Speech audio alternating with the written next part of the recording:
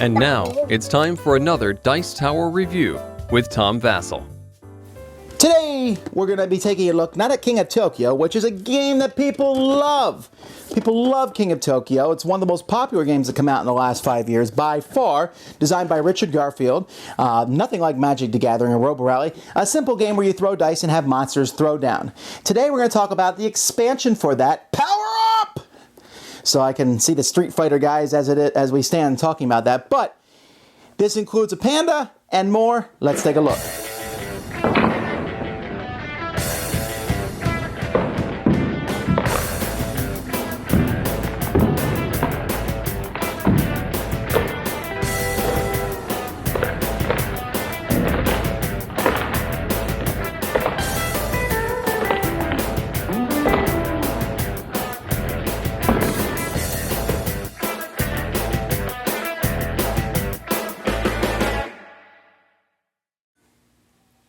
So here's everything that comes in this expansion, including the Great Giant Panda Kai.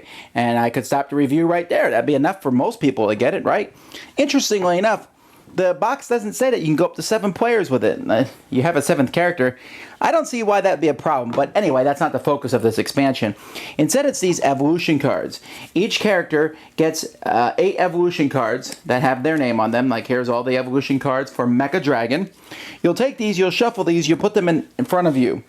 On your turn, if you roll 3 hearts, you can draw one of these cards. Now, if you remember hearts in the original game, if you're outside Tokyo, they heal you. If you're in Tokyo, they do nothing. So if you're outside Tokyo, they will heal you, and you get to draw one of these cards. So that is how you get the evolution cards. You keep them secret, and then you can play them when you want to. There's also some variants where you can start with a random one, or where you can, when you draw them, you draw 2 and keep 1, or at the beginning you mix them all together and draft, which is really, really chaotic, because they are different cards. Let's take a look at some of them. Each monster sort of has a theme, and I'm not really sure what the theme, exactly are. Not all 8 cards. In fact, I'm not going to show you all 8 cards. Some cards are temporary evolutions, where you play them and something happens. For example, here with the Mecha Dragon, you can discard it. If you're not in Tokyo, you skip your turn, but you heal to 4 damage, and you get 2 of the energy points. Mecha Blast is another temporary one. You can discard that to deal 2 extra damage, which could be really cool. And it's one of those really neat moments. I almost killed you, but wait, boom, you're dead. Then there are permanent evolution cards, and these are cards that stay in front of you. So every time with this lightning armor you take damage, every damage you take, you roll a die, and if you roll a hit, the monster whose turn it is takes 1 damage. Okay, or the Breath of Doom. If you attack Tokyo, you also deal 1 damage to all the other monsters not in Tokyo. So the Mecha Dragon is kind of an attack guy. He's not the only one, though. Gigazar is the same way. You can change one of your dice to an attack. Monsters that you attack lose a star. If you start your turn in Tokyo, all other monsters lose a point. Or you have a detachable tail that you can take no damage this turn, which could come in really, really handy when someone really lays the smackdown on you. Cyber Bunny is more about getting evolving. You can discard that to take 3 energy points. If you attack monsters in Tokyo, they can give you 1 energy, or they take an extra damage, or all the cards cost 1 energy less. Panda Kai has kind of randomness. The Pandemonium here, discard that to get 6, but everyone else gets 3. If you roll a straight 1, 2, 3 heart attack energy, you get 2 stars and get to take another turn. Or you can flip dice to the other side, or discard this card to lose a star but gain 2 energy and heal 2 damage. So that's interesting. The Kraken is all about healing himself. Here you gain a hit point every time you enter Tokyo, and you can go up to 12 hit points. Or you can discard this to have each heart count for 2 hearts, or just to heal 2 damage.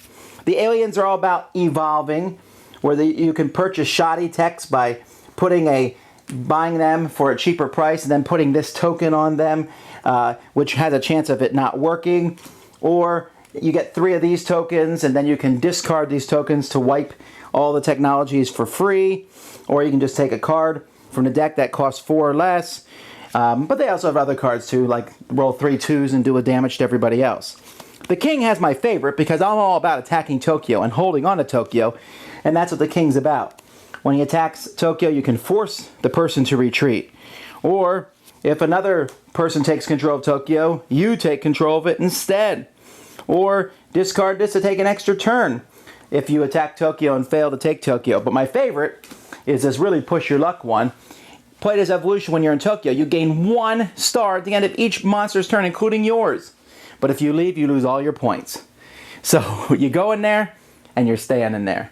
You're not moving and you're going to try to win the game. Very interesting and very thematic for the king. You know, the first time I played this, I was like, didn't add much at all. Big deal.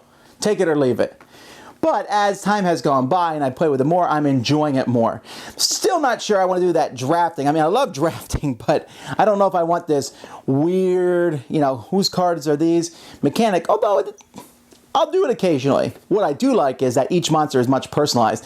And now that I know that, like if I'm playing Kong, I am trying to, I'm trying to power up like crazy. Actually, for all of them, I'm trying to power up to get these cards because that helps me build towards a specific strategy. If I'm playing the Kraken, I know I can heal, so I'll just wade into the battle. I don't care. Bring on the damage. I can take it. If I'm playing, the Gigasaurus, I'm going to blow you away. I'm going to destroy you. It's fun and it adds some. And there's a panda, So this is something I think that everyone who bought this is automatically going to buy. But if you were kind of on the fence about it, get it. Because it adds another character, but it adds more options that you can play with the original game. And I think this game could be played dozens and dozens of times without getting bored. Add this and you'll play it dozens and dozens of more times. King of Tokyo, power up! Thanks so much for watching the Dice Tower videos. Find more great videos and reviews, as well as our top-rated audio podcast at Dicetower.com. You can also find the latest board game news at Dicetowernews.com. I'm Eric Summerer, and you've been watching The Dice Tower. The Dice Tower is sponsored by Fun Again Games, the world's best game source. Fun Again Games has over 5,000 games available. Check them out at funagain.com. Tom, will you please shut the door?